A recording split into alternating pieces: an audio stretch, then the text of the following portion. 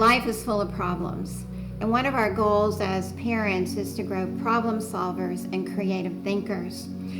One of the ways that we can do this is to engage our children in conversation when we encounter those daily issues that often cause conflict. Because when we sit down with our children and ask for their input, ask for their opinion, one, we typically model how to think out loud. And we scaffold them through that problem-solving process that teaches them skills that will be valuable throughout their lives. This also helps children to feel like they are understood. One of the primary complaints of teenagers these days is they say that mom and dad just don't understand. And so when we have these dialogues, when we sit down and very peacefully, calmly work through a problem, then our children truly do feel understood, and also because they have input, they are more likely to comply and cooperate with the agreements that we make with them.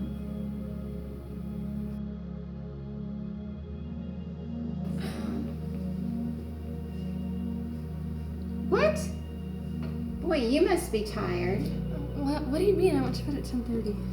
Last night at 2:32. The night before at 4:26.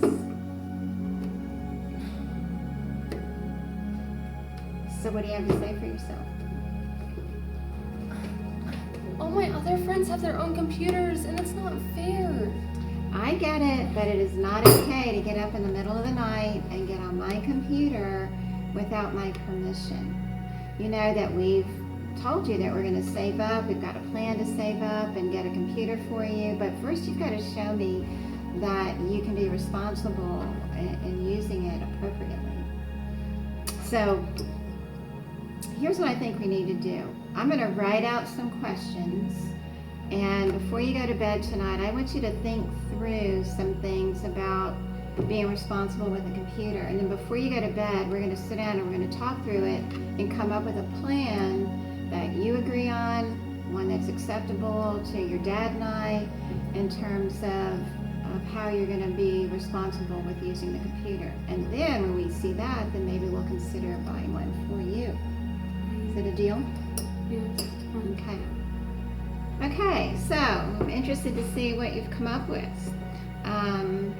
Looks like you did a pretty good job of answering all those questions. So first of all, where do you think would be an appropriate location to use the computer? My bedroom. No, I don't think so. It needs to either be in the kitchen or in the living room, because I think it needs to happen in a public place where your dad and I can monitor the sites that you're on. So what do you say, kitchen maybe? Yeah. Okay. All right.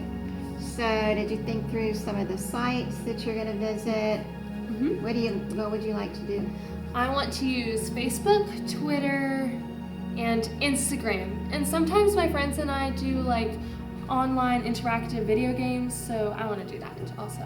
That's a new one for me. I get the social media sites, but I don't know much about the interactive video sites. You know, I think that's something we're going to have to just explore and see how that works. Because you know how we feel about violent games. We know how we feel about, just things that are just not appropriate subject matter for kids. So that's something that we're going to have to explore and talk about. But okay, the social media sites I can buy into. Okay. So how long do you think you should have use of the computer? At the least 2 hours. On school nights? Mm-hmm. Well, let's think through that. After school, you typically have volleyball practice. You're usually there till about 5:30. And then we eat dinner at 6. You usually have a couple of hours of homework. I'm thinking to get to bed in a reasonable amount of time. I think an hour would be enough. What do you think? Fine. Okay. All right, we can see how it goes, but I think an hour is plenty long.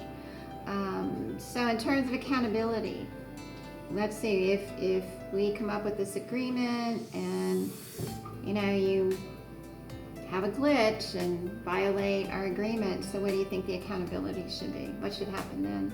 Well, I wrote on here that if I violate any of these rules, then I have the computer taken away for a week. Okay, that sounds reasonable. Well, I'm really proud of the thinking that you did, and you put some thought into that, and so we'll stick with this for a couple of weeks and see how it goes, and we'll come back and reevaluate. How about that? Okay. Okay. Sounds good.